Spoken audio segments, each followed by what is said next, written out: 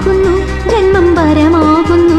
രുചിഭേദങ്ങളും പിടിവാദങ്ങളും തമ്മിൽ ഇടയും ഒടുവിൽ തളരും. ഇവൾ എല്ലാവർക്കും ആരോമലായി ഒളിച്ചിന്തുന്ന പൊന്തീപമായി. അനിയത്തിപ്രാവിനു പ്രിയരിവർ നൽകും ചെറുതരി സുഖമുള്ള നോവ്. അതിൽ തെരുതെര ചിരിയുടെ പുലരികൾ